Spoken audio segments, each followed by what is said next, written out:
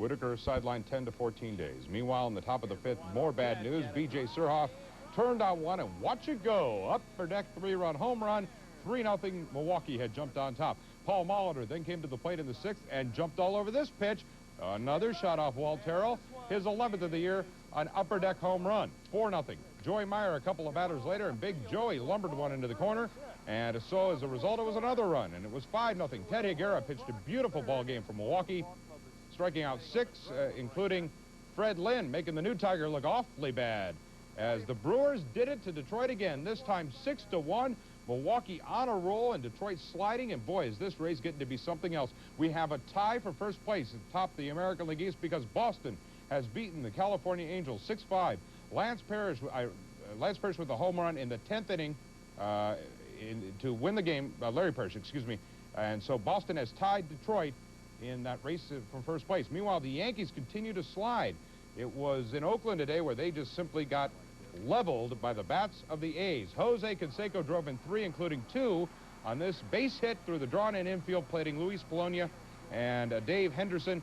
And so it was 5-0 at that point. In the third, it just got to be a blowout. Dave Parker came up and then turned on one, and Big Dave looks healthy as he unloaded for this 2-run home run to right field, his 10th of the year. Lou Pinella's team simply got drubbed. You wonder if George Steinbrenner is going to start saying anything to these guys. They've lost 24 out of their last 36 games. Oakland really nailed them. A's lead is 9.5 games. All right, magic number time. Oakland's is 17. Here come the Toronto Blue Jays. George Bell hit a grand slam home run, and now this amazing East race. 5 teams for the pennant. Here are the standings. Detroit and Boston dead even on the top of the standings. New York and Milwaukee 4 games back. And yes, the Jays over 500, 6.5 out. But you know what? It may not be over yet. We may have another team in a few days. Out west, the race is for second. Kansas City and Minnesota. Israel Sanchez, 4 1/3 innings of 1-hit relief. On the mound, Danny Jackson looking for his 20th victory when Vance Law takes him deep. Eric Davis in center.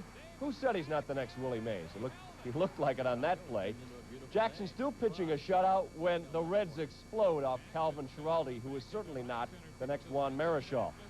Jackson had 2 hits in the inning.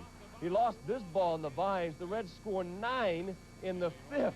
Paul O'Neill added to it with a 3-run triple. Jackson batted again and got a hit. He was 4 for 5 on the day. And then a former Cub, Luis Quinones, takes it out of the yard off Frank DiPino. Reds led 13-0. Jackson went the distance, gets the final out here, and pitches a shutout. His 13th complete game to pick up his 20th win. As Pete Rose said in the dugout, we were trying to beat the Bengals, but instead they end up in a tie with the city's football team. They won 8 of 11, 5 in a row. They're within 5.5, or 6.5 at the Astrodome.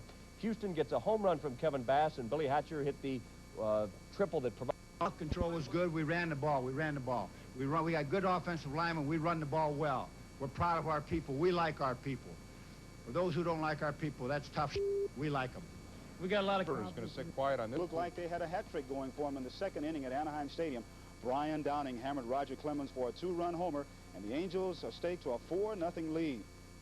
However, the Red Sox battled back and forced the game into extra innings, and that's where Larry Parrish won it with a 10th inning shot off relief for Brian Harvey. Boston wins at 6-5 to grab a share of first place in the American League's Eastern Division. In Detroit, Paul Molitor hits 1 of 2 Milwaukee. Paul Molitor with a runner on base got the Brewers off to a good start with this home run, or was it? It did hit a fan over the railing, but Jim Fregosi doesn't think so. He lost the argument. Bottom of the 6th, 3-1 Milwaukee, 1 out, 2 on, and B.J. Surhoff hits a seeing eye single to center. Greg Rock scores it 4-1. Top of the 9th, 5-1. Carlton Fisk tries to bring the Pale Hose back with his home run to left field off Don August, a solo shot that made it 5-2. But the Brewer fans, when all was said and done, were doing the boogie up in the stands. The bleacher bums have nothing on these people, let me tell you. Anyway, Milwaukee wins it by a score of 5-2, and you see that save there for Juan Nieves, his first professional save. First save. Notes. And he hits a fly ball down the right field line. Winfield going in the corner, leaps against the wall, can't hold on to it. Noakes looking back will stop at second. Noakes thought it was a home run. Defense was the name of the game, and some tidy pitching. Alvin Davis takes it high and deep off Teddy Higuera. Deep. Rob Deere makes the catch. robbing Alvin Davis of the home run. Top of the third, 2 on, 2 out, still no score. Darnell Cole's line drive base hit into center field. Mickey Brantley scores. Cole picks up his 21st RBI of the year. That would be the only run of the game. The Mariners defense held tight. Greg Brock hits the ball into the right field corner. Should be extra bases. Look at Jay Buhner's throw. Brock is out at second base. Still 1-0 Seattle. Story of the game, rookie pitcher Eric Hansen pitching 7 in the third. Here he strikes out B.J. Surhoff, number 5 on the night. Hansen and relief pitcher Mike Schooler pick up the combined shutout win. Mariners 1-0 over the Brewers. Bell, first inning. Single to right, Kelly Gruber, 1-0 Toronto.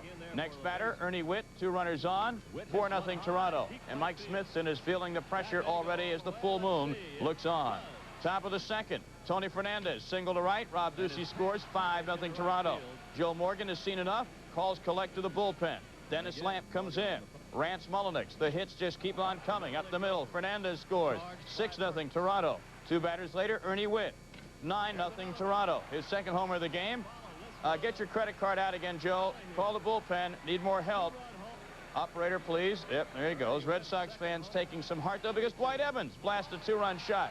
Red Sox trail only 12-7 at this point. You never have enough runs at the Fens, but Tony Fernandez would ground to second base here. Jody Reed gets the ball for the out at second and then proceeds to throw it into Boston Harbor. Toronto goes on to win 15-9. And by this time, Ma and Pa Kettle were not feeling too good at all in the Boston Red Sox Fenway Park seats.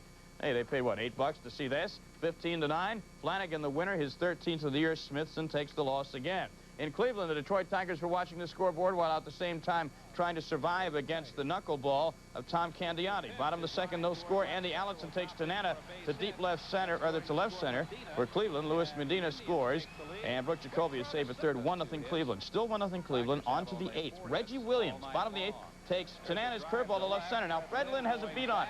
He's going back, has it measured, loses the ball and the glove. Where'd it go? I say, where did the glove go? Well, Fred, sometimes you have to ask for divine intervention. There it is, behind the left field wall. Dummy, look at it.